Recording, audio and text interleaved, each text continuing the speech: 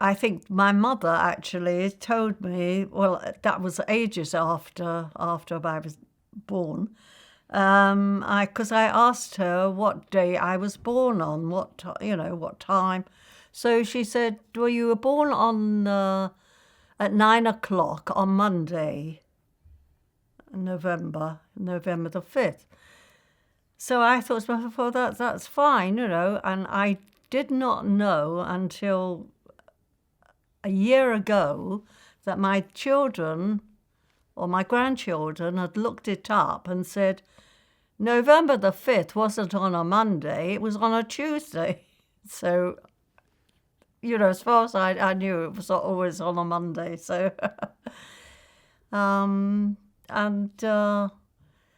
as I said, we were, I can remember that I was in the shop in Tottenham, my father's grocery shop, and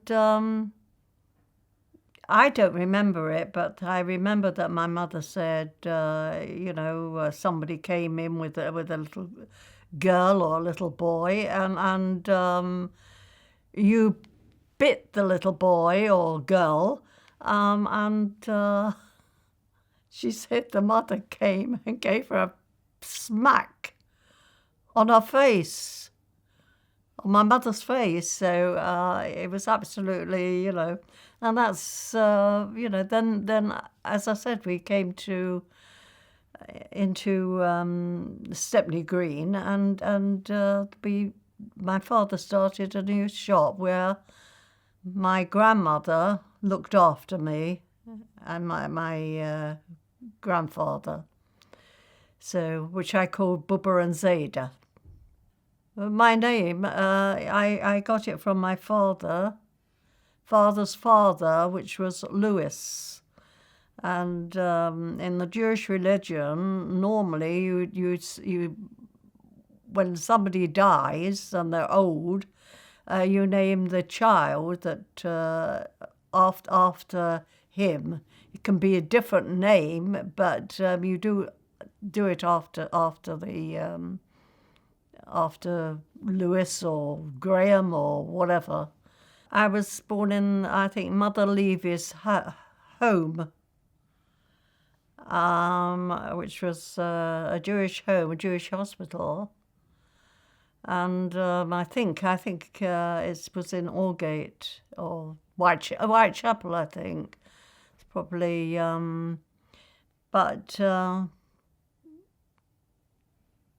I didn't know much about it, did I?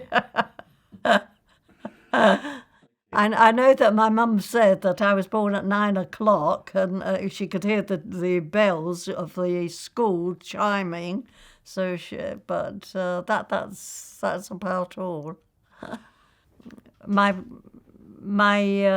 father's mother, I didn't see. I saw her about once a week, and never so much of the brothers.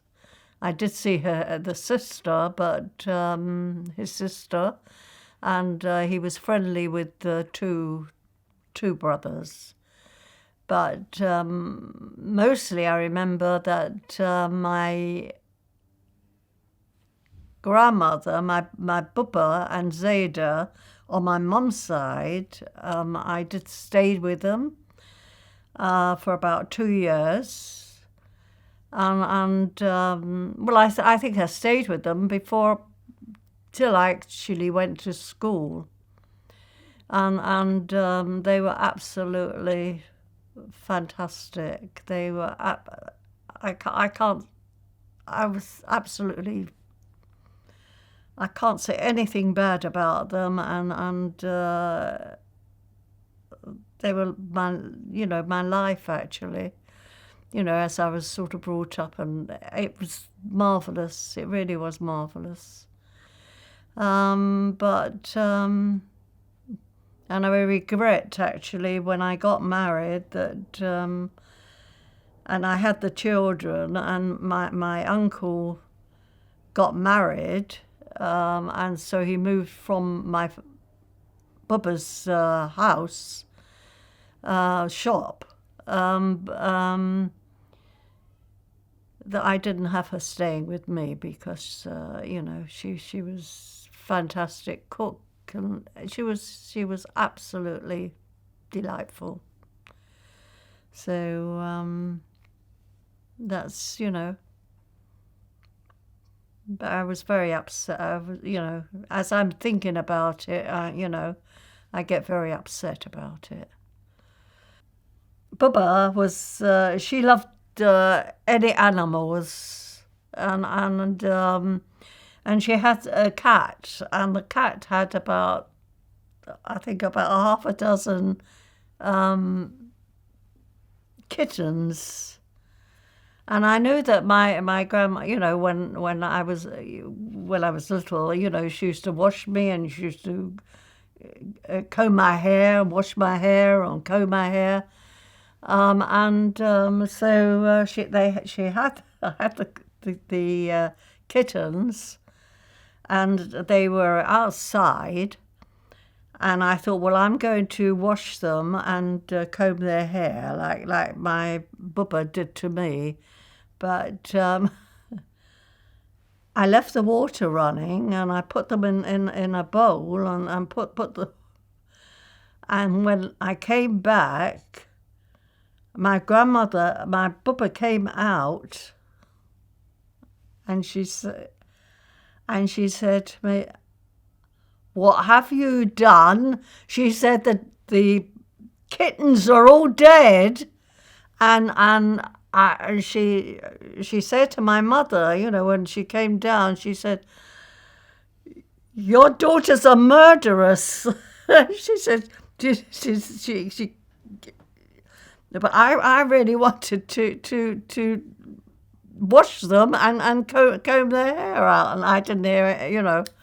She was absolutely terrible. And again, she had I mean, they lived in the butcher's shop, and I was in the butcher's shop, and I was frightened of feathers of the chickens.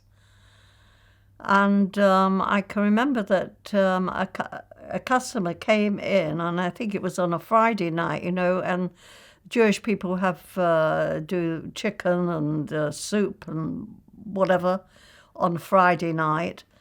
And she said, "Do you have a chicken?" So my bubba said, "We don't have any. They've all been sold."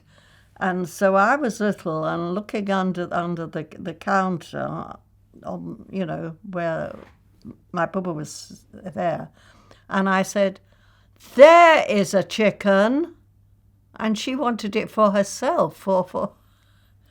And I pulled it out with the feathers, with what's her name, and I just gave it to her. And my bubba was so annoyed. She was absolutely, but that was about all that normally that I did, except she used to make lovely cucumbers in a big barrel, pickled cucumbers. And the boy next door, he was about the same age as me. I was friendly with him, and we used to have the cucumbers, and then when my bubba wanted to get a cucumber out, she said, "I don't know." She said, "They're all gone. Everything's gone." So, but apart from that, I just don't know what's. I don't think she was awfully, annoyed with me. But I can remember that once. My father, on my birthday, my father bought a great big box of, what do you call it, fireworks. And he put it outside, and he lit out, because I had friends and, little girls and boys, and they went into the sort of yard, and they had,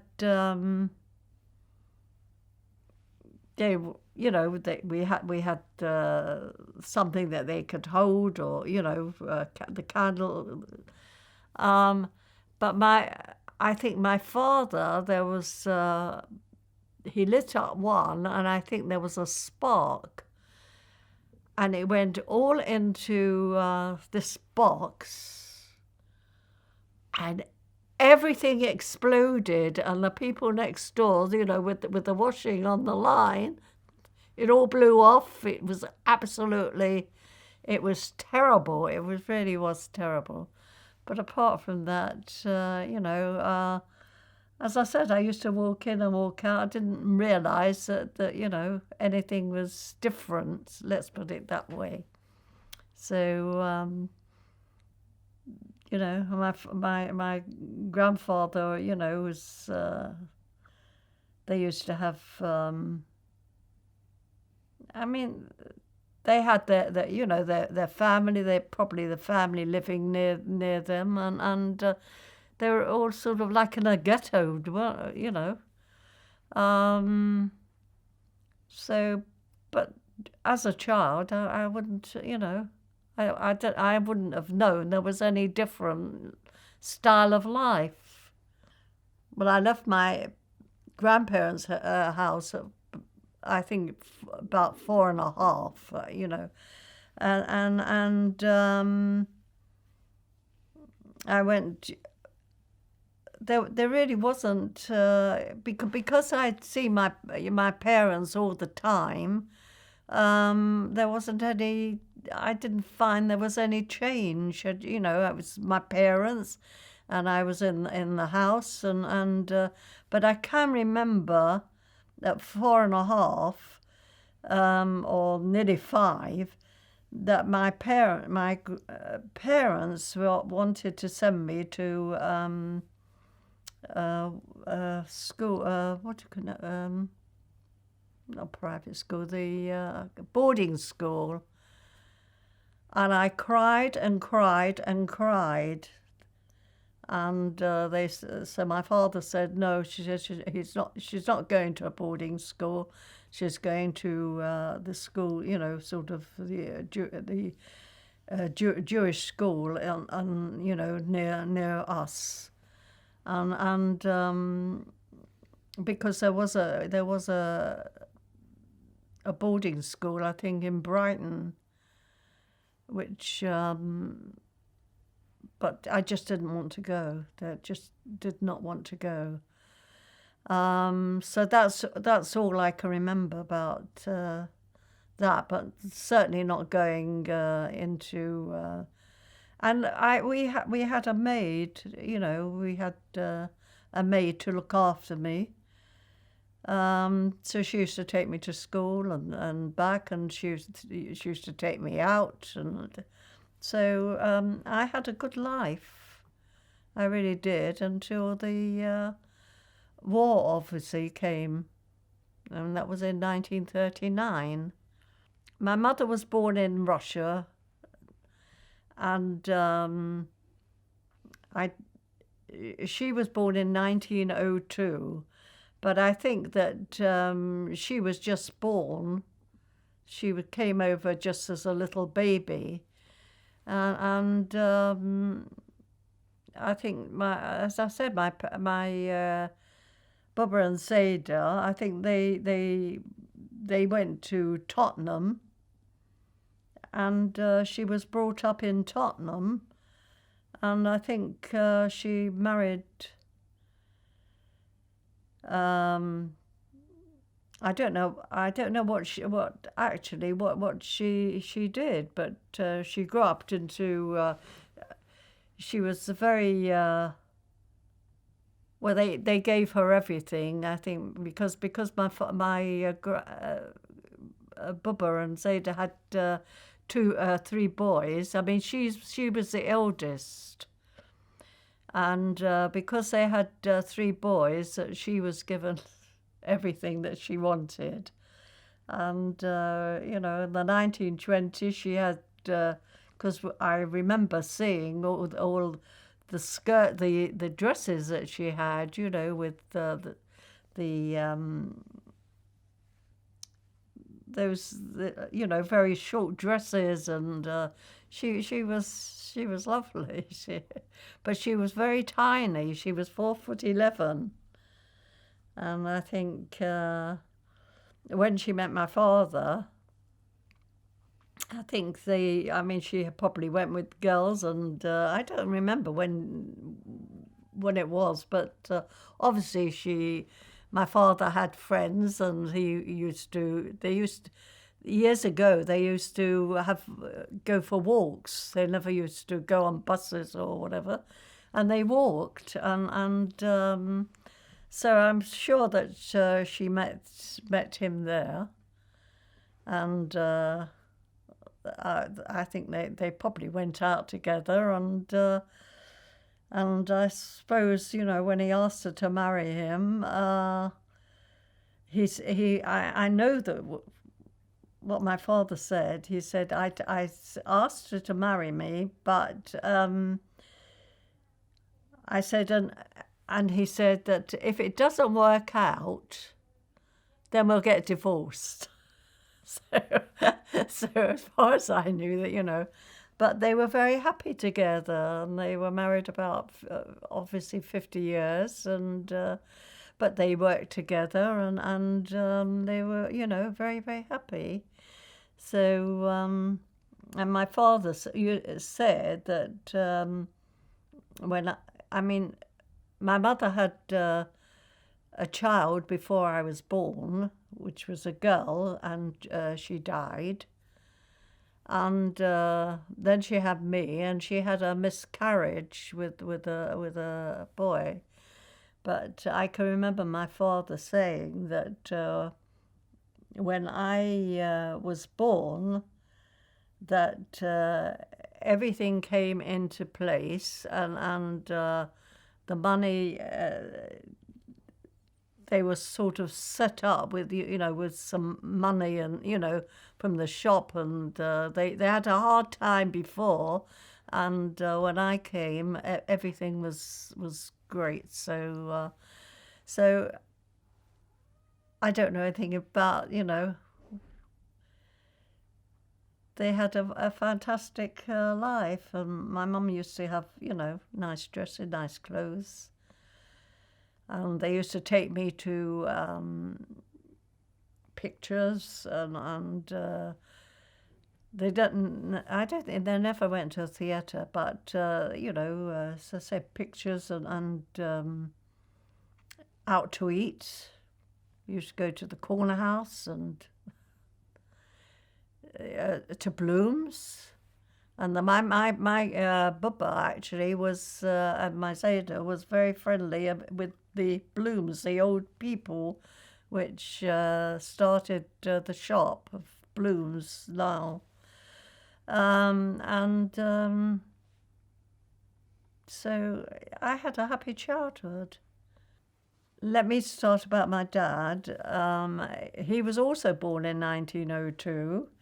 A different time to my mum's, because she was in August, and I think he said he had two birthdays, because when he came, they didn't register him, so I think they registered him about 2 days after. And I never knew about birthdays or whatever. I only knew about my birthday, but anybody else's, I never knew about. So he said he had two birthdays, and he was very, very, very clever. And when he went to school, he was. They used to tell him to teach in one of the classes, and I remember that the head teacher went to my grandparents, because they were in, after Tottenham, they were in Forest Gate. They were in the sort of the main road, and a nice big house. And he came and told my father that told my grandmother that he needed. he has to go to university. He has to go to a proper school because he's so clever that it's a waste for him to. But my grandparents said no. He has to go and work. So I don't know if it was when they did move. Actually, it might have been in Tottenham when he was young. But that's, and I can remember that my father said that my grandfather was he had a horse and cart, and he used to carry coal on it. They they used to call them a coke distributor or whatever. And of course it had a horse, and my father used to have to go with him on the seat, with the horse, and he said the horse knew exactly where to go. But that's why he became a grocer, because but he had friends from obviously the Labour, because years ago, Jewish, everybody was Labour, and when we were in Stepney, my father, I can't remember his name, but he was going to. His friend was. I can't remember his name, but he was a Labour. What do you call them? From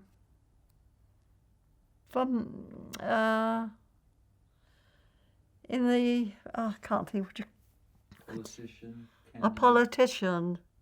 Can't and so and he wanted him to come and do things and to go and be a politician. But my mother said no. She didn't want him to do that. And there was something else that she didn't want him to do. So, but as I said, now he was so clever that and my daughter always said, her grandfather was so very, very clever. My oldest daughter. So, but that was, it's fate, probably. I don't know. But years ago, they used to have to do what the parents said. And I know, he wanted me to become, as I was sort of getting older, he wanted me to become, what did he want me to become? A chemist. But of course, as I said, the war came, and I was evacuated, and I didn't have the schooling to do that. The war years, I was evacuated to the street called Wilburton, and I can't think of it now. Where Cambridge. It was Cambridge, and it was a very tiny little. Well, it's a long street actually, and it just had one shop, which was grocery, post office. It was all in one shop. This and nothing else. And of course, there were farms. There were different farms there, and I still didn't go to school, and I went with my cousin, Jean, and we were absolutely, well, she didn't like it. We were we had gone to we were gone together, and somebody took us both in, because sometimes they used to take one child in, and but they took us both in, and of course we slept in the same bed, and I was all right because I had gone to before I'd gone to do that. I'd gone with my friend to Bournemouth, I think, with the family. So I didn't mind not being away from my parents. And then I went with my uncle and aunt, my father's brother, went to Belgium. So again, it was in the same year, and so I wasn't fussed about not going home or whatever. But she was, and she told me that, as I said, she cried. Well, she cried every night, and she sent a letter to my parents saying that I wanted to. I was crying all the time, and I wanted to go home, which was nonsense. But my parents did take me home. And so I was home, and as I said, I used to. There was nobody there. Half everybody, most of them have. I think the war broke out, and I think my friend across the road had I think the first bomb or the second bomb had gone onto her house, and it smashed it all up, and they had gone to Edgware, and the schools were all gone, and I didn't have any schooling till I think until I don't know if it was Dempsey Street or whatever opened up about 2 years later, and because everybody had gone, some people were there obviously, but most people, because of the bombing, they'd all disappeared. Before the war started. Before the war started, obviously in 1939, I was not, in Stepney there used to be a clock tower, and they used to have fights there. I mean, I can remember going and fighting as well, because what do you call it? The ones that the fascists, usually Blackshirts, came all around there, and the Jewish school was across the road, sort of. We had to sort of go, and they used to clash with. So I knew about that before actually, when before the war. And then my father used to, as I said, he was very well read and whatever, and he used to have the Mein Kampf, and he used to read that. And I can remember that when the war broke out, he said to my mother and me, we can just go and put our faces into the ovens, because if anybody. If they won the war, then that's we wouldn't live.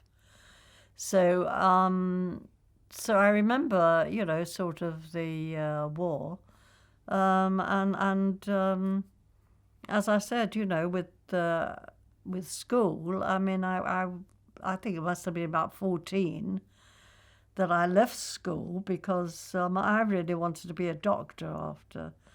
But I left school and I got a job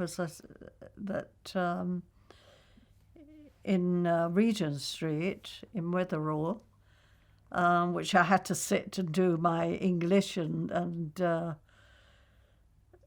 arithmetic, and they had a paper, and spelling and whatever. And they said they would have me. They would, come in on the Monday or whatever.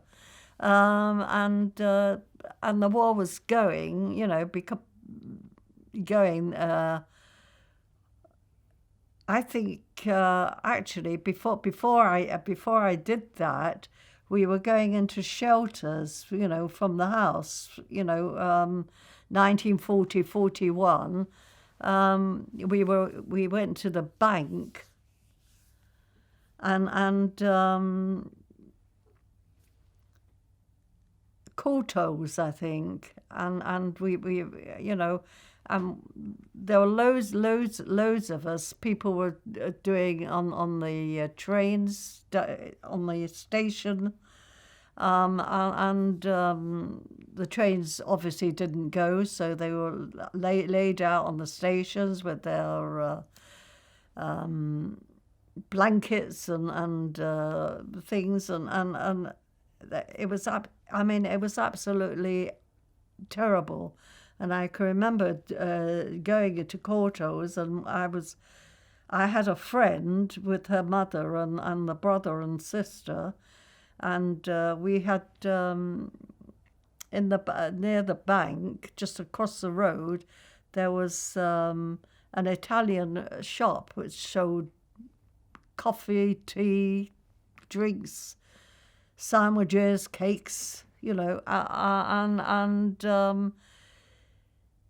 I can remember that they went over there and they didn't come back because there was a great big mine that came down, and I can't remember because I think I must have slept, and I can't remember that, but everybody had went away from there. That cafe was.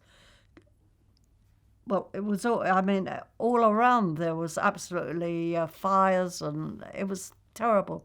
And they got us away from Courtaulds and took us to the where the station is, and we had to go to the station.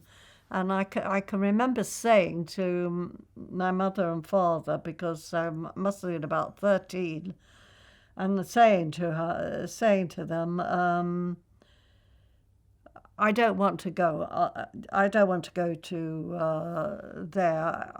I just want to go and sleep in my own bed, and whatever happens. So I was aware of all that.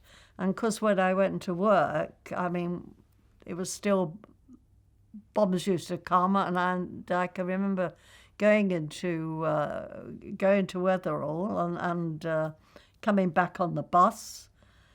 And then after Wetherall, I went into the Gare Lafayette, and I was sort of coming from the flower department and the belt and all the departments. And I can remember that one of the bombs had hit the gallery, and it was in the perfume department. So. And I can remember that I can't think of his name. Arthur Askey with his daughter came because he used to buy there.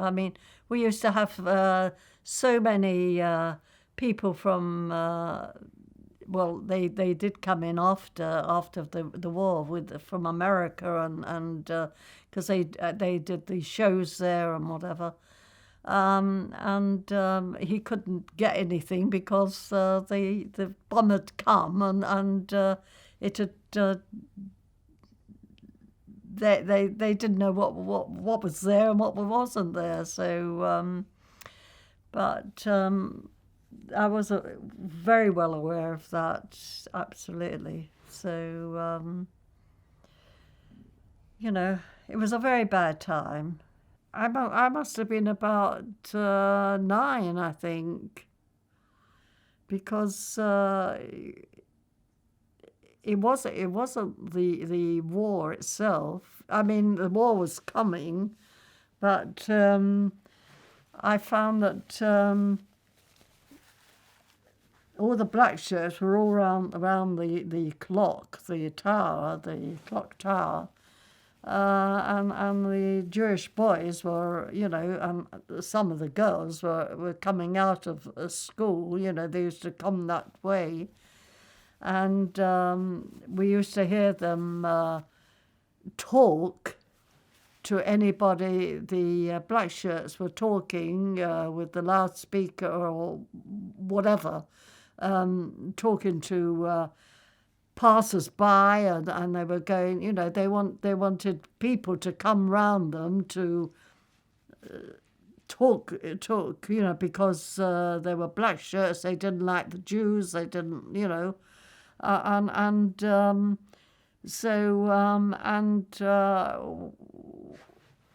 when the Jewish boys used to, came out of school, then and they used to go, and obviously somebody used to do something to the Blackshirts, and then the Blackshirts used to come to fight with the Jewish boys. And I can remember that. I can remember actually taking my hand out and giving it into one, because I can remember that. I don't know who it was or whatever it was, but it was a black shirt, and they didn't come out. I mean, they were older. They weren't sort of young that like we were. They were older. Well, they must have been in their 18s or 19, 20s, and but they used to come round, where the Jewish people were, and they used to have black shirt, in the East End there was quite a lot of them. So, and I can remember that, obviously that why I managed to go like that was if somebody, I think, was coming into me. So if I didn't stand any nonsense, so I got as good as I felt, that I had to do. So, and you don't understand quite what's happening quite. I knew that they were black shirts, and I knew that they were, but you didn't. Well, I mean that the boys did, because they went up to about 14, and then they used to go to other schools, so they obviously knew, but. I think, terrible. Christmas time, I think that we didn't have Christmas.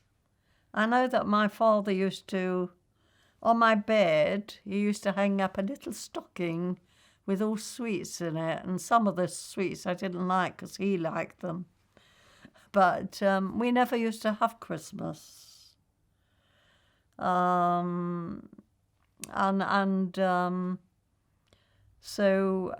we never used to have a tree. I mean, when the children were little, we never had a tree. We had loads of family that we invited, and we probably had turkey or whatever, but it was Jewish turkey, and we had the meal. And I remember that my uncle, because he was a butcher after, he was living with my bubba, used to cut up the turkey. So we had about 15 people, and as he started cutting, the first one got the first, and they were waiting for they'd finished their meal before the others were served. So so in that way we did have, it was everybody got together, and it was always, but I was always cooking and always doing things, and we used to have so many parties that, but now you see that my children now have trees, which we never used to have a tree. And it's very nice, actually. It's very nice to see, my daughter, my eldest daughter, has a lovely. Well, I saw it actually, and it's all done up, and it was lovely. But as I said, I've never had a tree, so I think that if I go back, I think that. When I had when we had the maids, or sort of, I remember doing. I think in the East End, I remember doing ring. So that they used to have paper things, and used to twirl it round, and stick it, and it used to go. So we used to hang it, but apart from that, I can never remember doing anything. For Christmas, and as I said later on, we had lots of families, but which I used to do from I think lunchtime till the evening. Well, life was like after the war. As I said, I left school at 14, and I worked at Weatherall, as I said, in Regent Street. And I think I must have worked, and they had, that was Regent Street and Bond Street. And I think I worked in there for a year, and then I worked in the Galerie Lafayette, starting from the very beginning, from all the flowers, and they used to have not real flowers. I'm talking about artificial flowers, and the people used to come in with their hats, and and the leather belts, which I used to go over and get some from the manufacturers that have made belts, and they were German actually. They came over. They came over, before the war. So, I was in that, and gloves, and dresses, and I went through all the thing, because and I used to meet so many people, so many stars, American people, and Churchill's wife, and because I can remember she had. I was in the veiling, I think, because they used to have hats, so they used to have veils over them, and so I was in that department, and she came over also with somebody, and she wanted about. I don't think it was a half a yard or whatever for her hat. So it was about 3 inches or 2 inches or whatever, with a half a yard, and so I gave her that, and she paid for it, and she must have put it on her hat, and she came back, not the next day, but sort of a week later, and she said, I tried this net on, what's the name, and she said, I found a hole in it. Well, there wasn't a hole in it, because it came off the. So we gave her the money back and took it back, and she was very thrifty. She was a very, very thrifty person, but I don't think she had the money actually. So that's So I did meet lots and lots of different people, from television and. So some of the stars or what that I had was Greta Garbo, because I was in the glove department, and she came in because years ago they used to have small gloves, just for their hands, and they used to have some to the what do you call this?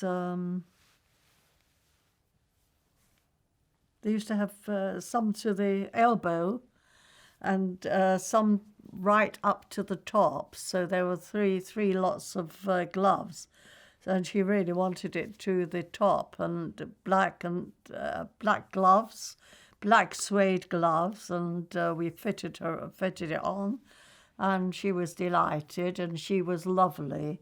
She was the face was gorgeous, and I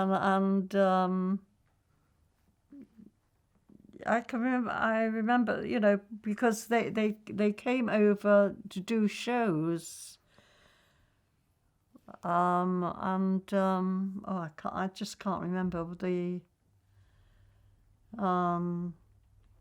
I remember that I can't remember her name. That the French singer. I can't remember her name. The street singer. She became. I just can't remember the name. They made a play of her. That came in, but then I mean, it was a French shop, so obviously, after the war she came in, but there were so many, and it's terrible. But they did come in for the shows and things, and they used to come in and buy, different things. Well, my boyfriends actually. I used to go to dances, and I used to meet boys, and obviously they used to like me. So I used to have boyfriends, but then I used to get fed up with them, so I used to tell them, and I used to have another boyfriend, and I know that there was one. I think I can remember that. I think I went to the pictures with him, films, and he left me right in the middle. We were watching the film, and he said he has to go. And I didn't want to know him anymore. But then I realised that he was a gangster. He was in the Mafia. He was, and that's why he had to do or whatever. And I can remember that after I met my husband, I can remember that there were two sisters that were married to also Mafia, because those days they didn't have very much money, and so if they were gangsters or whatever, they earned a whole load of money. So I realised that when I'd met this girl, this friend, and well, I didn't know she was married. They were at they said, oh, this friend of mine, I can't remember her name, that she said to her husband, oh, she said she used to go out with somebody. I can't remember his name, but I know that he went to jail. So it was a good job that I didn't go out with him because, nobody went out with me that, I didn't either like or. And I can remember that there was another one that, I used to go to dances with, and he used to take me. He used to, I think he used to leave me in the bus, and or he used to get out, or he used to take me half of the way. And then I realised that he told me that he was married, he got divorced. Well, he wasn't, he was getting divorced. And he said, if you tell me that you don't want, you don't want to come out with me again, then, and then eventually I said to him, well, I don't want to come out with you again. So I went in with, but there were loads of boys then, not so much now, but there were loads of boys. And and then my friend with, I'd gone to, I think we used to go out together. Her father was, I can't think, he wasn't a rabbi. He was, it's like my husband, I can't think. But anyway, he was in the shul, he was, doing prayers and things. And I was in, I went out with her, and she was about 3 years older than me, and she had a sister, which was married, and 3 brothers, which were in the army, and I can't. I know I put my what's I can't remember.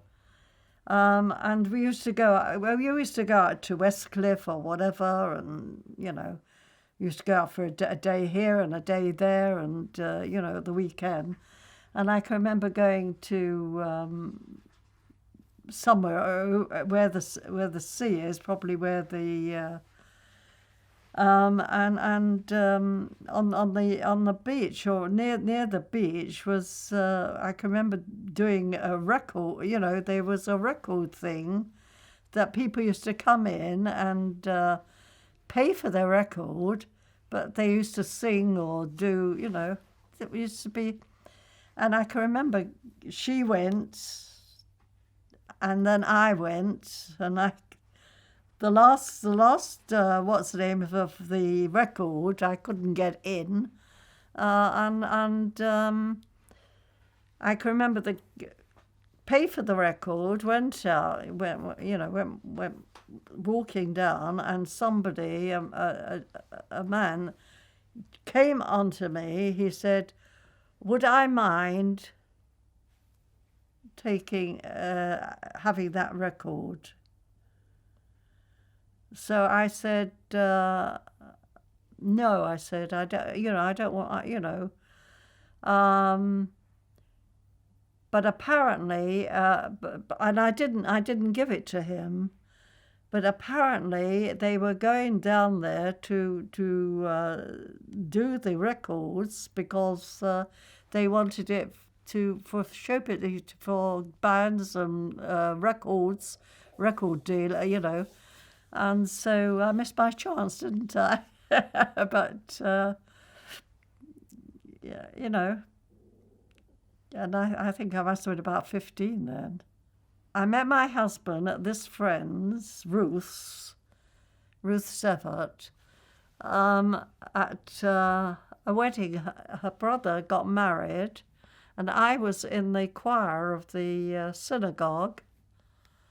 And because I was a friend, and we had some friends, um, they wanted me and the choir to go in the evening to go to the wedding, not during the day, but in the evening, probably about 7 o'clock. And I can remember going with twin girls that were friends of mine, and I, as I said, I didn't really want to go out. I think I wasn't very well, and I just did not want to go out. And they came for me, and I said I'm not going. I said I'm not, I can't go. I'm not well. And apparently they said, oh, get dressed and we will go. And well, we did go, and apparently we went. We were. I was coming down the stairs, and I think my husband was coming up the stairs, and he looked at me, and he stumbled, and then he went up. He went up to the, into the ballroom of the and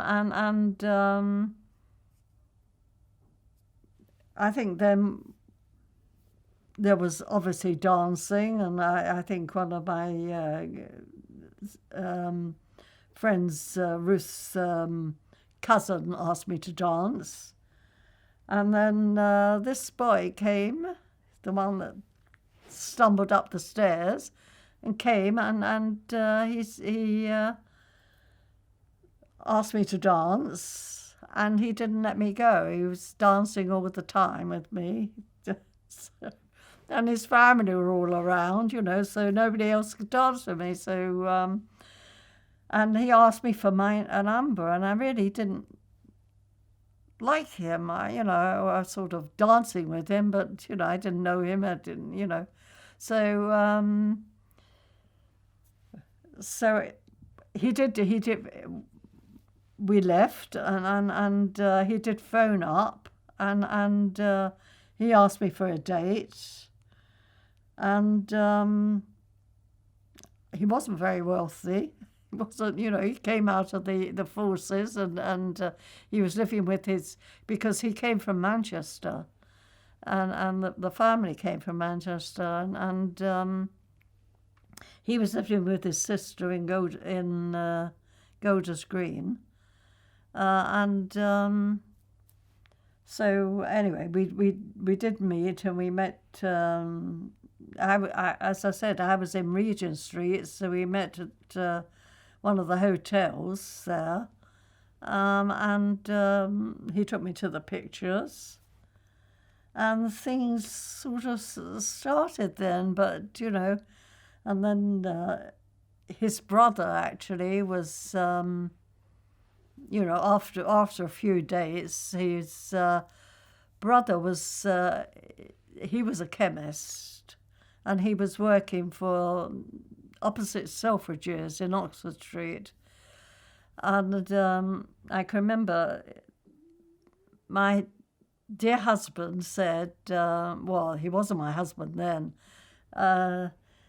he said, I must go and say hello to my brother, and so he left me on the pavement, and he went to the shop. He went down, and I'm looking, and it was an awful long time, and I thought, well, I'm just going. I'm not staying here. But fortunately, he came out. And I'd said to him, I said, you've left me. I said, I'm not going. And I said, I don't want you, And, he said, no. He said, let's take a taxi and go to see a film and go out to eat. And anyway, obviously I must have done that because he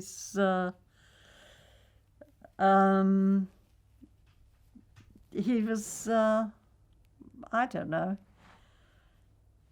He never used to have any sweets because his sister used to take. Because we used to have coupons. We used to have coupons for clothes and coupons for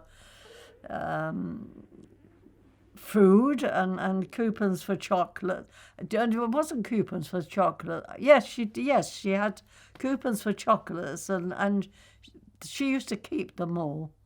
You know, she was married, and everybody used to give her she used to buy the sweets. So you could never buy me any sweets or something. But because my parents were grocers, when I was in near Oxford Circus, because that's near Regent Street, there was a chocolate place where if you took in a pound of sugar, you used to get the chocolates, and it was handmade chocolates, you know, with creams and, you know. So if you took in a pound of sugar, then you could get chocolates, which obviously you had to pay for. And so I used to have to buy the chocolates. So, but it was lovely, and so that is how we met. And I think I went to France, Belgium, and with my friends, and he used to write to me, and he told me, you know, when we came back, you know. So I used to write to him, and he used to write back. And when we took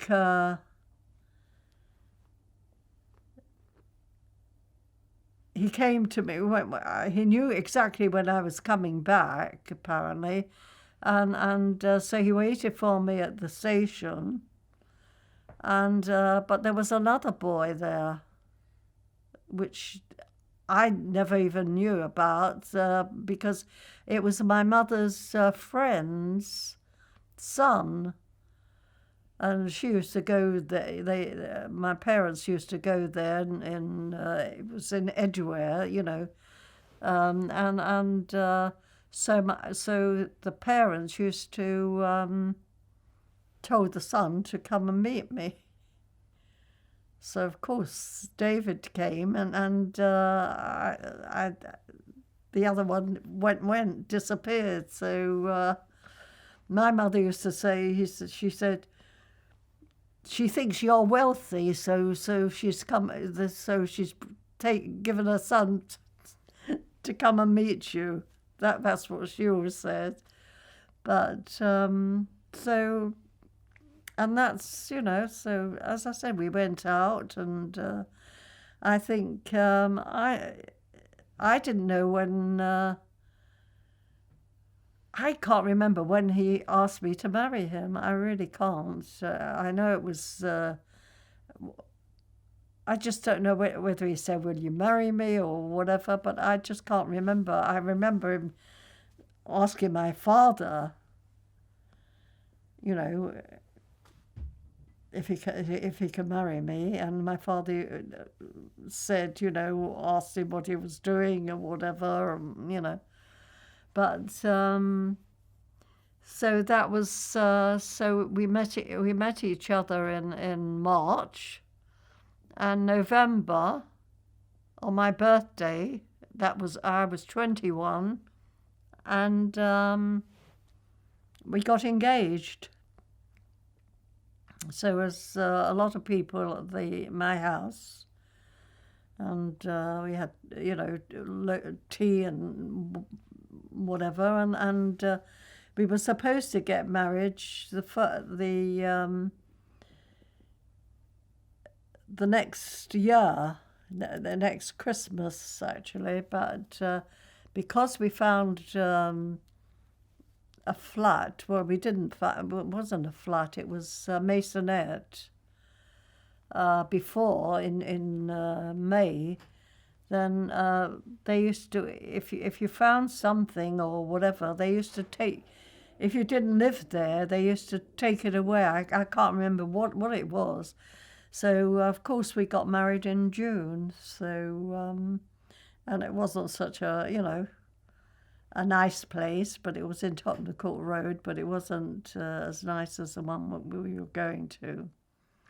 So, and from there, my dear husband used to say, "I'm going to do this, I'm going to do that," and but he never did. So, but I did love him.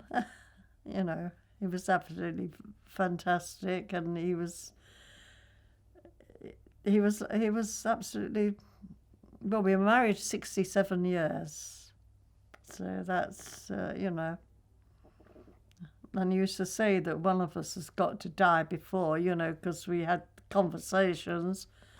I think after we were 60 years married, but unfortunately he died before, so so I'm telling my story. He would say something different, but I did love him. Yeah. My wedding day, it was so misty. My wedding day, my parents, my father had obviously gone to the synagogue, and my mother had gone with her mother, I suppose, in a car, to the synagogue, and I was left with my uncle in the house, and because I wanted to go to the toilet, and he was saying, "Rush up, hurry up," because I had no. I just wanted to go to the toilet. I was probably nervousness or whatever, but anyway, he did say, and he was rushing me, and of course then we went to the synagogue, and I think from then on, it was I had the choir which I had sung with. So it was, with the synagogue, it was an hour, because it started with the song, and then they came in, and then my husband was standing there, and my parents were this side, and my father-in-law, he was also he married us as well, because he was also, I can't think what because we don't know.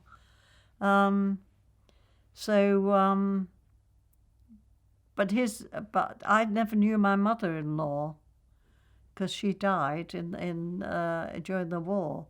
So, but he was with his my husband's stepmother, because he has I think if they're a rabbi, or I can't think what they had to get married again. He usually gets married again. So, but the children never liked the mother-in-law. Her name was Nellie. But and then they used to walk around one another. When we was. You had they married my father, Ruth's father married us, and he got my husband's father to officiate, and then you have the glass, to drink out of the glass, with David and me, and there's a little glass on the thing, and after that, then they had to go like that on the glass, and it gets shuttered, and and everybody, all the guests, it was all full of guests, but ladies on one side and men on the other side.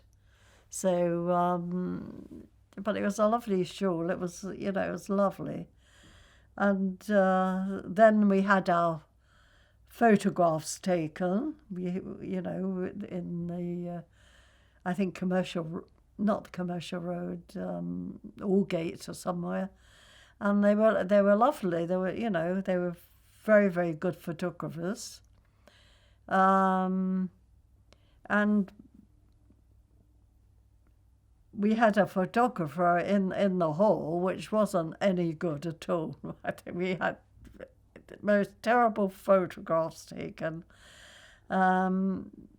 So, we went to the hall, and obviously everybody was there because they used to have a lovely salmon and drinks and different things before you had the dinner. So, and I can't remember eating, actually. I can't remember that. And there was people were round tables, but this was a long table, which, with my father-in-law and my husband and my mum and dad, and I think my bubba was there on the table.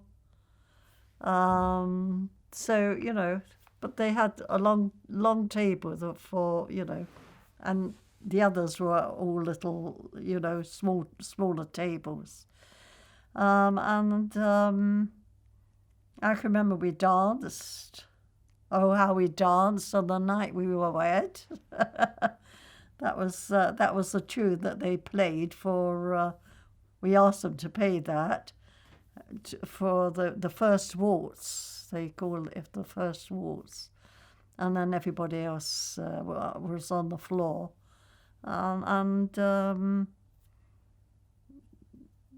it was lovely. But as I said, before we went to the hall, we came out of the car. It was the day was so misty. It was absolutely. I mean, it was June, and it should have been, the sky should have been bright and lovely, and it was absolutely terrible. And so we didn't. We had our photographs taken outside, and as I said, we went in, and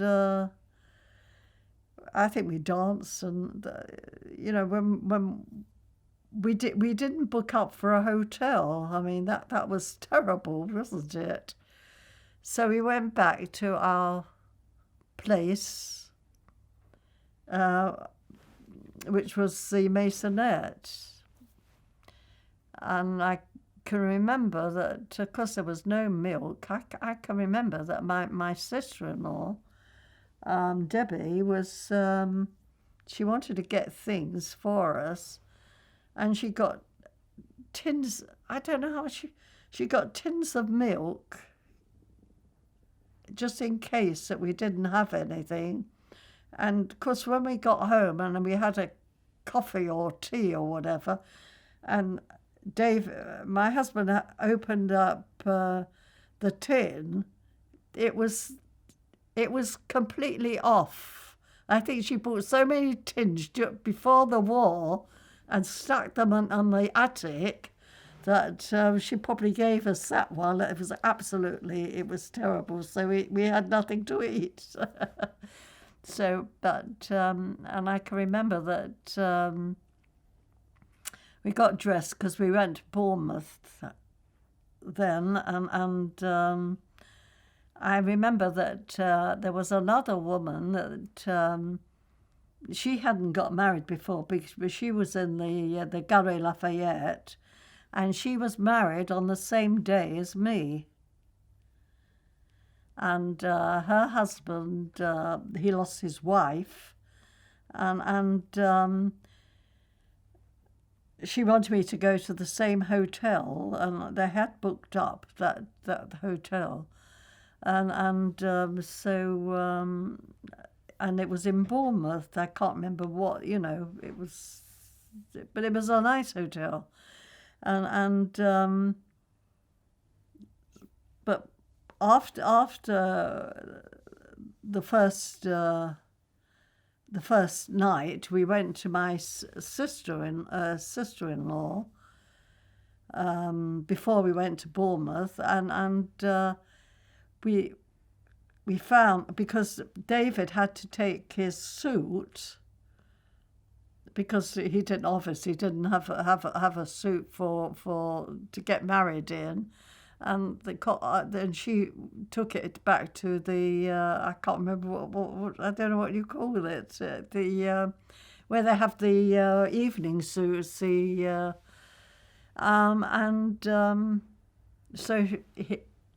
we had some breakfast there, and it was absolutely pouring. It was after the Sunday. The Monday was absolutely, I mean, the skies were, I can't express it. It was absolutely, it was just falling down. It was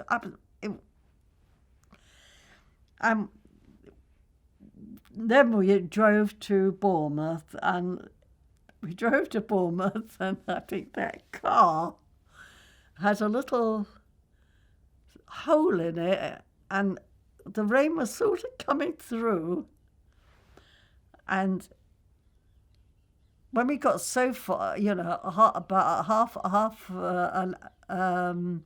in between Bournemouth and where we were, the windscreen wipers came off. The windscreen wipers, get from backwards and forwards, and they came off, and David was absolutely driving, and he didn't know where he was going. So, but as I said, we got there, and then the sun came out, and it was lovely after. And we did go to the hotel, but my dear husband booked a room for two, and I think a twin room.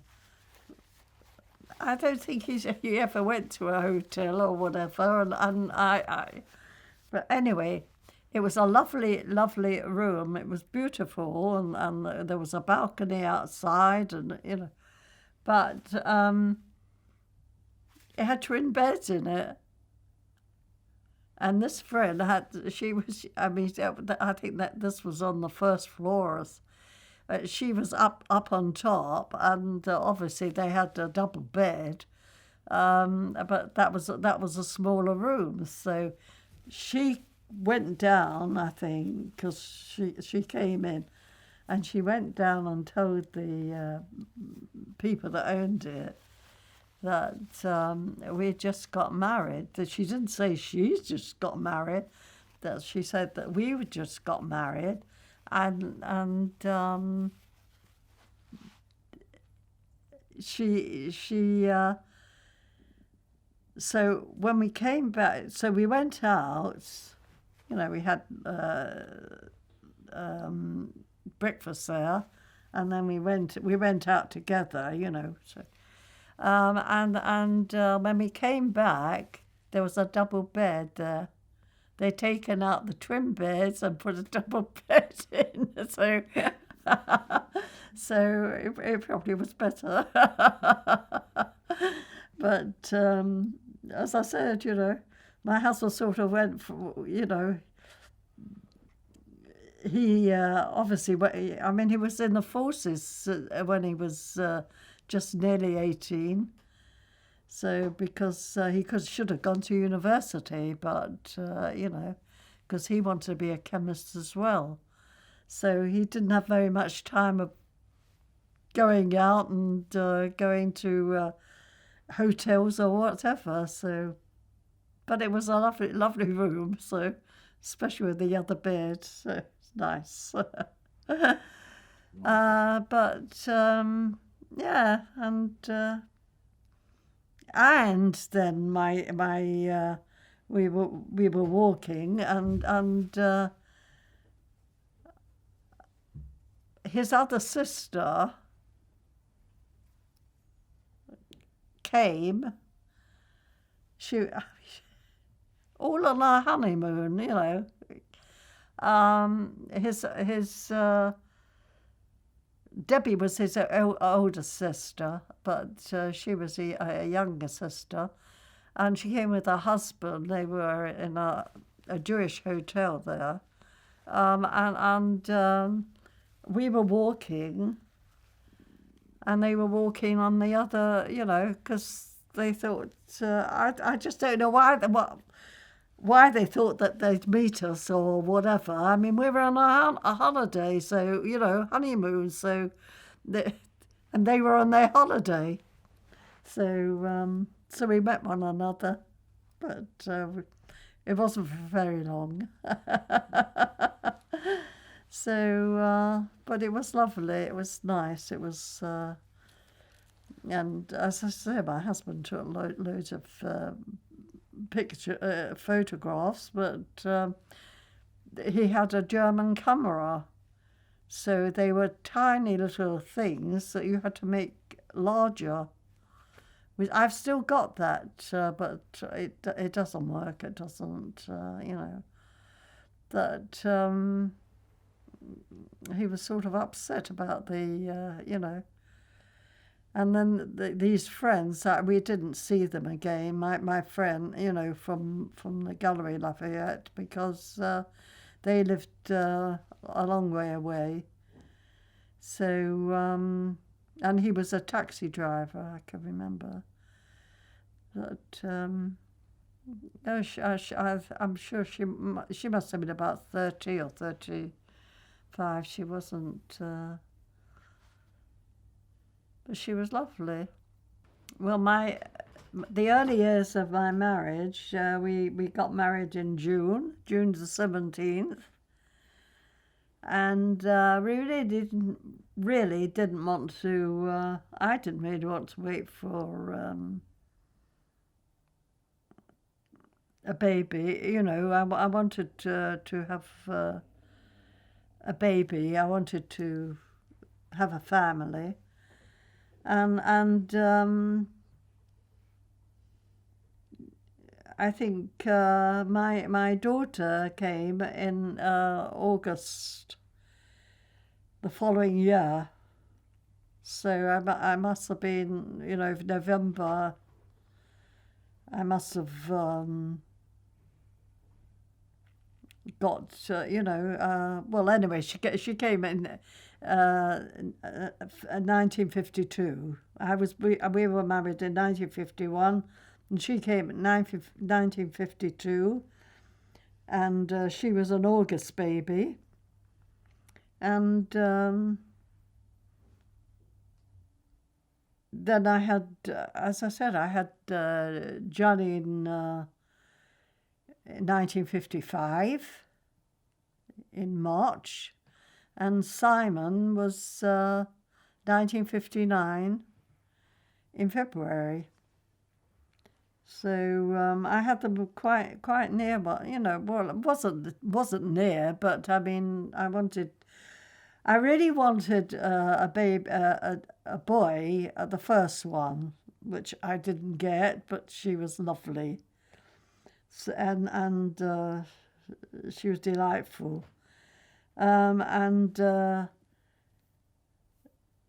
I obviously didn't get my boy the second, otherwise I would have stopped. But I had a friend that after I had Janine, and she, you know, she was lovely. I mean, she never used to cry. If you put her to bed at 6 o'clock, she used to. David's father had died when she was born. Well, she must have been a few months old when he died, and he had to go to Manchester, and I used to put her to bed, And she never used to wake up till about 6 o'clock in the morning. So she was very, very young. So, she was only a few months old. So I had no bother with her. I only had bother with my son. He was absolutely terrible. He was. I mean, when he was born, and he used to eat and eat and eat, and then he used to be sick. And when we moved to Golders Green, he used to. I mean, we used to. It was a house, and we had a great big door, great huge door, because the garage was at the back, so it was a huge entrance of that door, and I used to close it to lock the door. I used to have the lock there and the lock down the bottom, and I can remember him. He was the worst.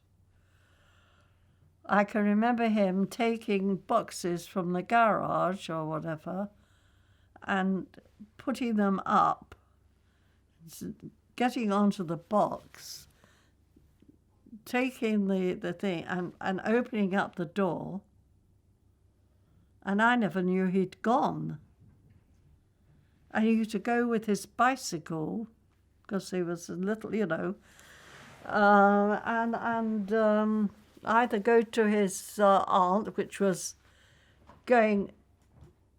She used to live in Golders Green in the main road, and there were loads and loads of roads to get there. I mean, and he used to take out the bicycle and used to go into the main road, and he knew exactly where to go, and knocked at the door. And of course, my aunt was away. She was in America. Fortunately, my husband's brother-in-law was there, because he wanted to, tidying up and doing things. So he was there, and he opened up the door, and he saw Simon. He said, and my husband, his name is Meyer. He said, "Where's your mummy?" He said, "I haven't come, Mummy." I said, I've come to see Auntie Sarah. No, it's not Auntie Sarah, but it wasn't Auntie Sarah. It was anyway. So I'll remember the name. So he whipped him up and with his bicycle and took him in his car and drove him to me. And I just couldn't understand. I really couldn't understand it. And he used to do things. He was absolutely. He used to go in the, walk in the road or whatever on it, or no, he wasn't with his bicycle.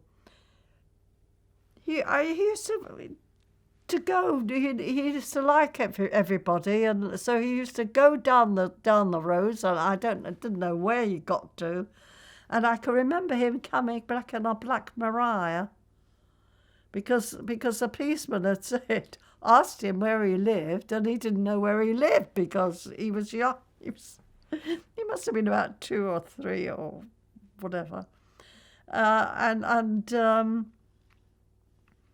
he just didn't know. So they looked. They went to different houses, did 2 different roads, and I was out there because I found that he was gone. The children were there. The two girls were there, and there was no Simon. So I'm standing out there, and of course this police car came, and I looked, and I can remember the policeman came out. He said, "Is this your son?" So I said, "Yes." I had to sign for him, and he didn't want to come to me. He wanted to go into the police car. He didn't want to come home. So he was terrible. He really was terrible until he grew up. But it's absolutely. They're all marvelous children. Actually, they were all fantastic children, and today I don't think I mean, today everything is different. Everything is so different today that But I mean, they used to do as they were told. I mean, sometimes they probably didn't, but I didn't know anything about it. But they were lovely. So as I said, I had my children, and of course, when I was 51, I think Janine got married when I was 40. I think she was married about a year and a half before Raina, and so she must have been married in 49, I think. So she was married, and then she had a baby when she was baby was born in 52. And Raina got married in 1951, and she was married in March. And of course, I had a stroke in 1951 after her when she had. Well, as I said, I can't remember when Janine was married. I think she was married in 1979, and Raina was married in 1981. And it was a very hot day, and I remember going. Well, I think the day before was very hot, and the people, that were making the wedding asked me because I wanted melons, just tiny melons to start with, and she wanted me to go over there to see what. She couldn't get any melons, and then she wanted me to come over to see the melons. And I remember it was very, very hot. Anyway, we had everything was fine, and she had it in the same place as my younger daughter, she and everything actually was fine until they went on their honeymoon, and we had gone to France actually after their honeymoon, before their honeymoon. Well, it wasn't before; it was just after their honeymoon. We'd gone to France, and we came back, and it was in the same month. I had a stroke. I came back, and I was busy seeing to the house and whatever, and I sat down on the chair and had my cup of tea, and I had a sandwich, and as I went over, I had this stroke, and I know that my mum used to I used to phone up my mum every day, every evening, and I don't think I phoned her up on that evening, but she did phone me up after when I had the stroke, and I must have just been coming over round, and I heard the phone, and I picked up the phone, and I couldn't talk. I was talking, and I wasn't making sense of my talking, and obviously she phoned up my husband, and my husband and a friend came to me, and they obviously they took me to the hospital, and Raina and Nigel didn't know anything till they came back on their honeymoon. So and I was, of course, I was in hospital then, and Simon was in university.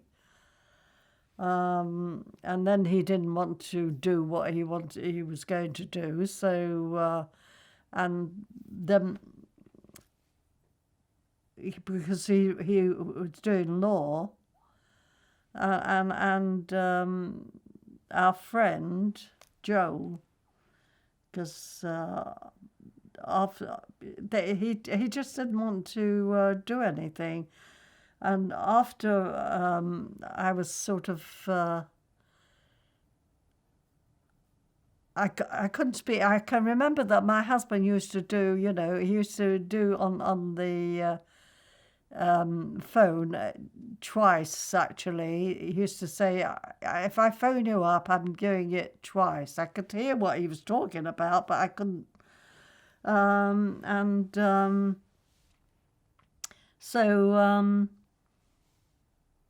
Simon, actually, when I was in hospital, he used to come up because it was time, that he had off, so he was able to come to me in the hospital.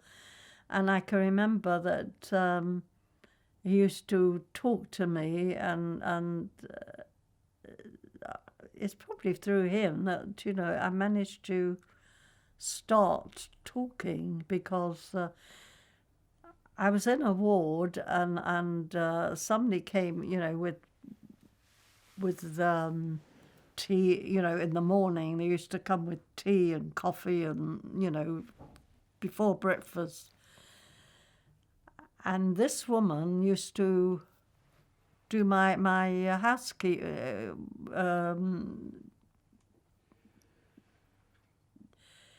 She used to do the dusting and things for me. And she looked at me, and I knew, but I couldn't say anything. And somebody said she can't. One of the they said, oh, she can't do it. And I think they made sort of a rude remark or something. And she said, I used to work for her, and not, and don't talk to her, talk about, to her about anything. But she never came in again, because, I was in a state, actually. And I can remember one of the women saying, she was Catholic, and she was saying, you've got to say blue, blue, blue. And I kept on saying blue, blue, blue, and I started talking. I came out of hospital, and as I said, my husband said, used to say, I'm going to ring twice, that I'm going, that you can pick up the phone, and which I did, and of course, in June, that was our anniversary, and because they were going to do, we were just going out to eat together. and I still couldn't really. I mean, I was able to say something, but not sort of being able to talk, put together. I mean, I used to do ABC, and I used to have to think, what comes before C and what comes. So I always just have to do ABC, and I still do it. I still have, trouble with the letters or something. But it wasn't very what's the name with my eldest daughter to come back and see me like that. It was terrible. But eventually, I managed, and but then they obviously they said I was going to the hospital, and I've been there since 40 years, so been to the hospital. So of course, I've had a pacemaker and had the blood, the vessels, and I've had a lot done to me. So and I have to think about everything. So when I say and I was going to try years ago when I was in Golders Green, I was going to write a book, probably about me.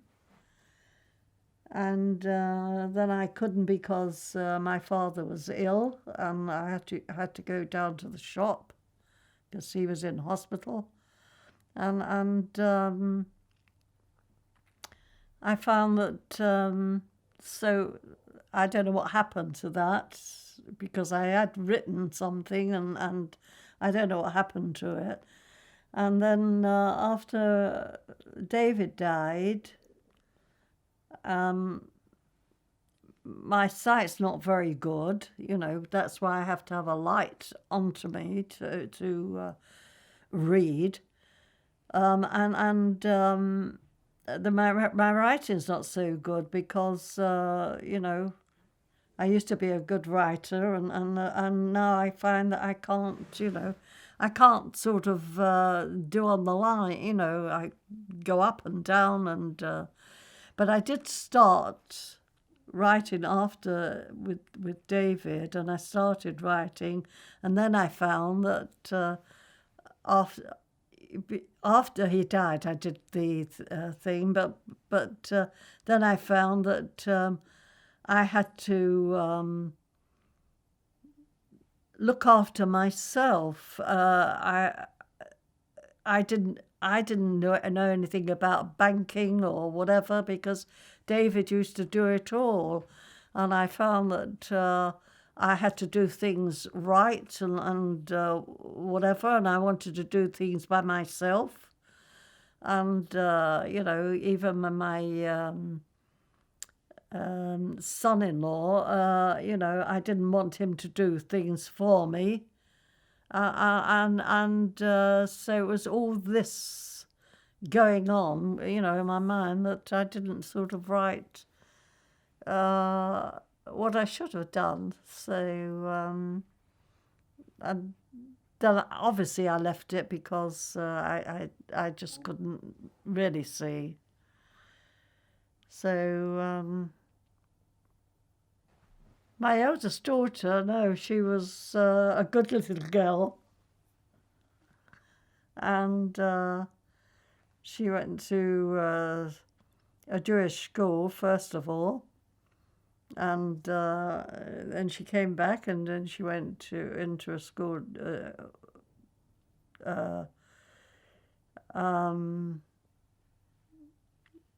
in Golders Green, not a Jewish school. And she was happy there, and she was a clever girl. She was good, and she won a scholarship to I can't think what you call it. But anyway, she did well, and she wanted to do French. And she was doing French in school, and she had French. They were doing a French with all schools so she was standing up on the stage doing her French to do French, talking to the teachers and whatever. I can't remember what it was, but anyway, they sent her to to France and the Sorbonne. She stayed at the Sorbonne, and my father was always going there. And he wanted David and I to go there, and he said he'll pay for the plane, because he was worried about her. And she did used to phone up during the day, but no, but we went, and she showed us the Sorbonne and different things, and we came home, and she was still there, and then, as I said, she wanted to do French, so she went back to school and to do the. She stayed down a year actually, because I don't know what she wanted to do, but she stayed down a year actually, and at school, and she went to university as I can't think of the name. It's in London. Oh God, in the West End. It's a very well-known university. I should have written it all down. So, but anyway, and I think when she did, when it was a bad time actually, when she got the offer to go to, because she put down Cambridge and the one in London. Well, what should I say?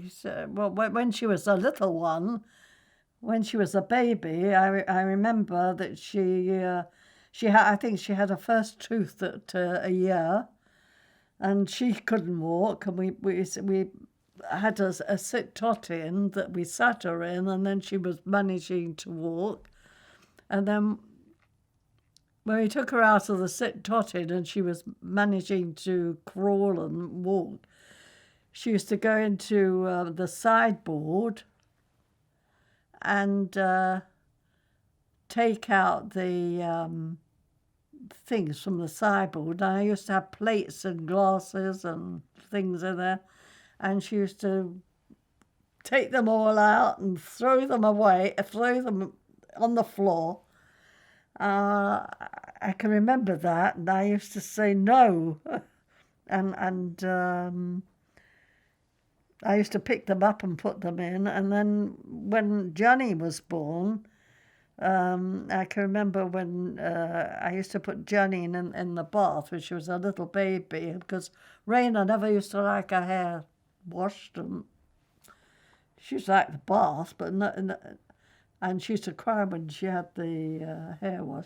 But when she saw that Johnny had her hair washed in the bath, so immediately, every time there was, she never liked her hair washed anyway. So, but she never grumbled. Let's put it that way. And I can remember that Janine, she was walking, and Raina was. We had a lovely, lovely garden there in the masonette, and because there was only one, and the top floor, so and we had a cuckoo. We had a little bird that used to talk, and it wasn't a cuckoo. It was I can't think of it. But anyway, I took it out. They were out there, and I took it out to do the cage. And I took off the flooring and to get more. And I went inside, and I can remember that Raina came in and she said, "Mummy," she said, "Janine's opened up the cage and the birds flew out."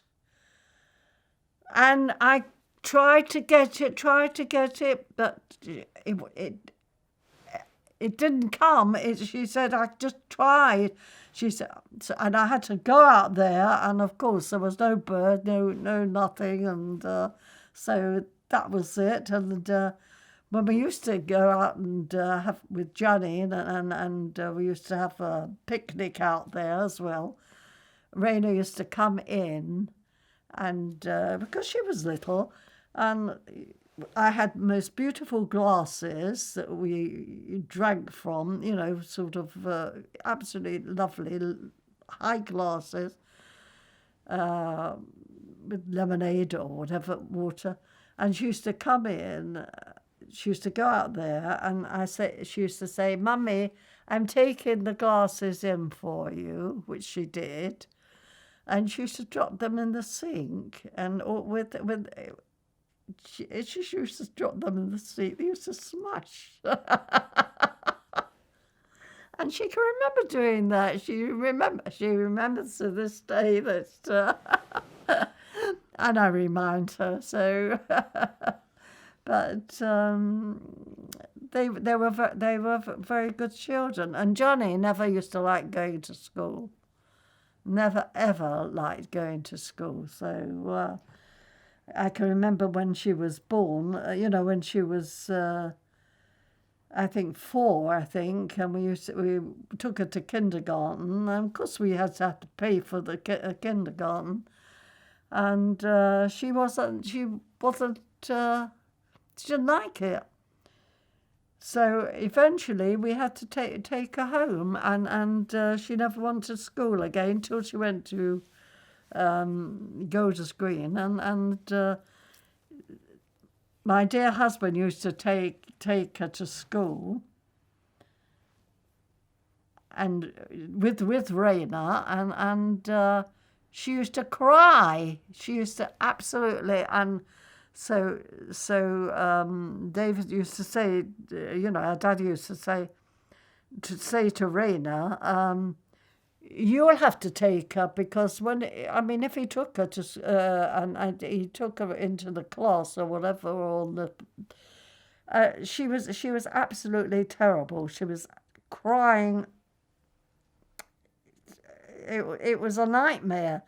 So her daddy used to say to Raina, "You've got to take her into school. I'm not standing here." He brought them to the school, and she had to take Janine in, and it was always the same. She never liked school, Janine. And I think she might have been a clever girl, but she never went to. She went to secondary school because they couldn't decide, in the secondary school, whether her school, whether she should go to a secondary school or what do you call a school? So, pardon? Grammar school. They just couldn't decide. And they thought, well, no, not grammar, not. So she went to a secondary school, and Raina was always bright, and I think. She won, obviously, when Raina was 7 years, when she decided to, with the French, it was Cambridge, wasn't it? She went there, and they have to when they go there, and they have with the masters and whatever teachers, and she had to say talk and whatever, and they said that she wasn't. They didn't want, she had it from this college which she went to, and they said that they should Cambridge shouldn't have said that they didn't want her or whatever. I can't remember what it was actually, but she's for French. She's absolutely they thought she was great. They gave her a place right away, and the other, we were waiting to see if she got a place or not. So and she did well, and then and she was with a friend, and the friend actually after she got the degree, became a doctor, and she wanted Raina to become a doctor, and Raina didn't want to, and she did very well. Janine and Raina had to, when they were outside the house, there were lots of children from different houses, and they used to play together, and so, but they had to look after Simon, and I don't think Raina, well, I don't know about Johnny, but I don't think Raina liked to look after him because he was very naughty.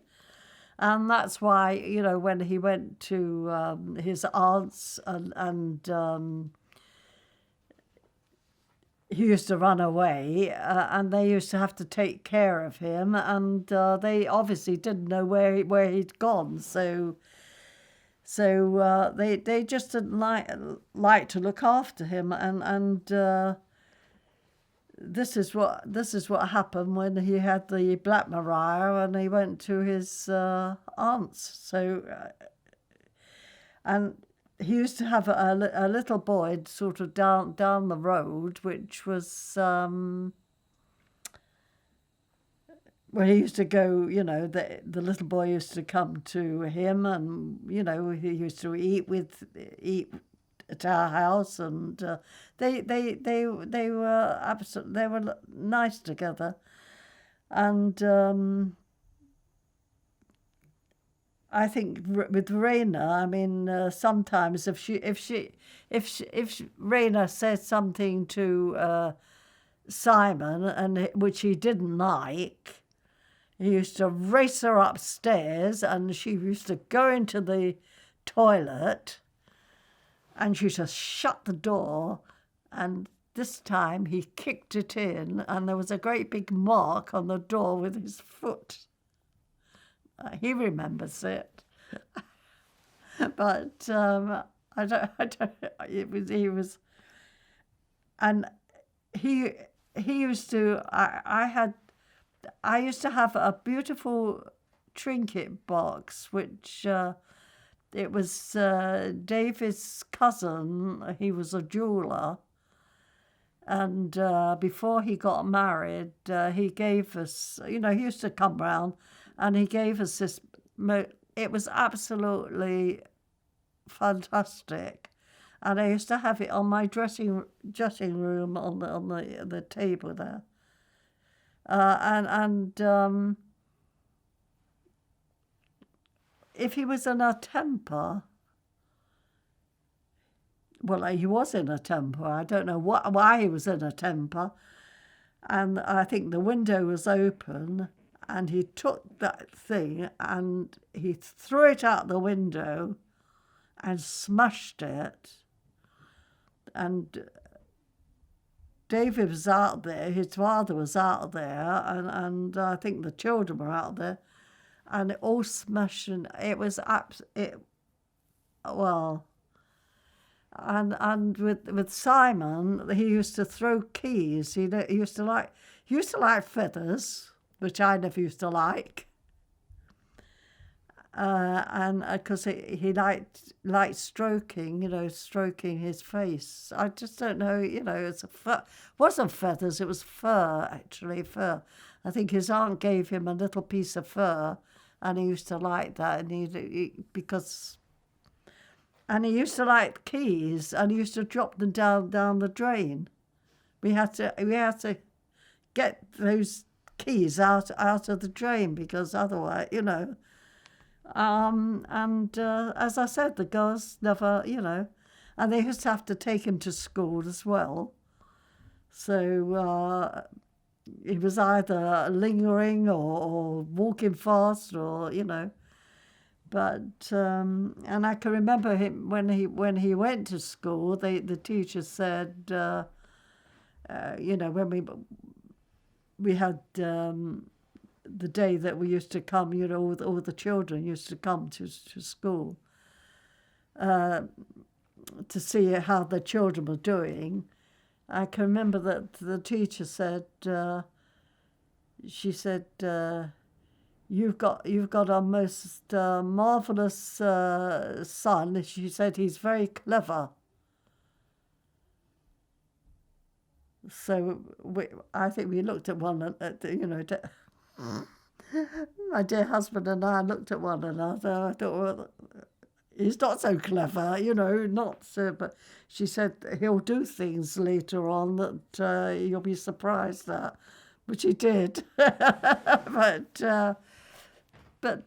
he's, he did well at school, and then he.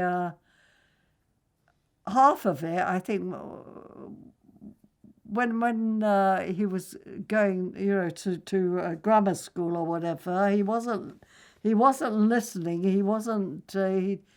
His mind was on something else, and we told him that he's got to concentrate on getting, his English and maths and whatever, because we had already got him into. It was one of my husband's maths teacher. His friend was an accountant, and we'd already got him. He wanted to take him into the accountancy, and he was going to do, and he was very good at figures. He was marvelous at sums. But when he found out that after his grammar school, that because he was messing about in the grammar school, I think, as well, because he wanted to do. I just don't know what he wanted to do, but the teacher said that he's not doing what he should do, and he's clever, and he doesn't want to do, and but he's absolutely.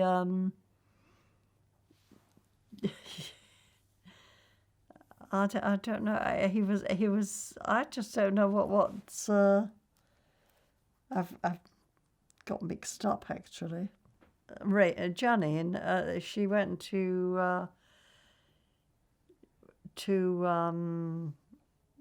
secondary school, and when she came out, I think it was 16. We didn't know what to do with her, So I said that why doesn't she do hairdressing? Because or to go into a store, because I'd been in a store, to John Lewis or Marks, and I don't think she knew what to do. I think she was leaving it to me, and I was going to take her also into hairdressing because and I can't think of his name, but I knew a boy because we used to go dancing together, and what's the name again? And he did hairdressing in the East End, and when I got married, I went there, and it was Adolf something, and he used to work there, and the owner did my hair, and he went to Bond Street. I can't. He's very well known. So I said to her, I said, look, I said, if you do hair, I said, I'll take you to that friend of mine, and because he was very well known, he used to do the short cuts of hair. Fiedel Sassoon. That's right, Fiedel Sassoon. And he used to live also in the East End originally, so. I said, I'll take you there. I said, but then I said, I'm going to take you to Marks and Spencer's and John Lewis. And I took her to John Lewis, and she did whatever she had to do. And I said, I don't think you're going to go there. And I took her to Marks and Spencer's. And they took me,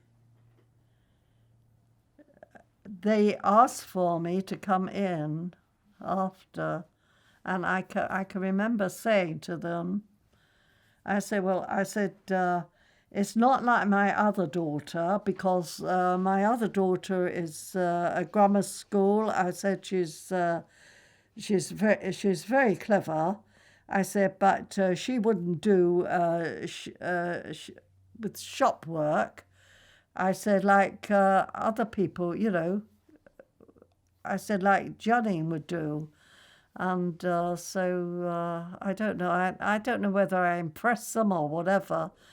But both of them sent back saying that she could work for them. And I said to her, I think you should go to Marks and Spencer's, which, and she was in the head office. She started off in the head office, and she was going around looking with carpets. They were paying for her on the train to go to manufacturers to look. And she did all that, and they were giving her more money because she was very good. But as obviously when she got married, she did do a little bit, but she didn't want to do it. She wanted to obviously have children, and she just did not want to do it because they also wanted, to be, to come up to be a buyer or whatever. But she never wanted to do it. My marriage worked well because we used to give and take, and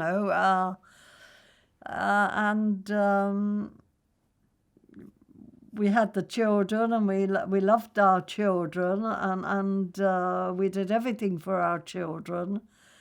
And my husband, everything he did, I used to do, and he did everything that I wanted to do. So I think, and that really is marvelous for I mean, we used to talk to one another, and if somebody was sad or you had to go somewhere or whatever, we just combined. It was a marvelous marriage. I didn't think it was going to be such a marvelous marriage, but it was. And as you get older, it becomes more, and the children, and then they get married, and you have grandchildren, and Now I have a grandson and one on the way. A great-grandson, not a grandson, a great-grandson, because I had all girls. My grandchildren were all girls. So now I have a great-grandson, which is obviously a boy, and I love him. And I've got another great-grandson coming on the way, also the same granddaughter as the great-grandson, Louisa. So it's absolutely marvellous. And David did see the grandson, the great-grandson, and he died after. So, you know, and I think, I don't know, I don't think I could have had a happier marriage to anyone. It just worked out. I'd like to be remembered as if they all thought of me well and I was loved. That's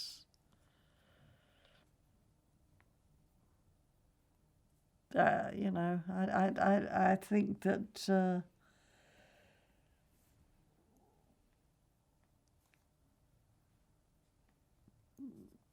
I know that they love their daddy, so I'm hoping that they really love me. And though I did, you know I was very strict with them because their daddy was always very kind. He used to buy them sweets and things, but I was strict, but I was strict in a good way. So it's very difficult but you must love everybody. You might not like them, but you should love them.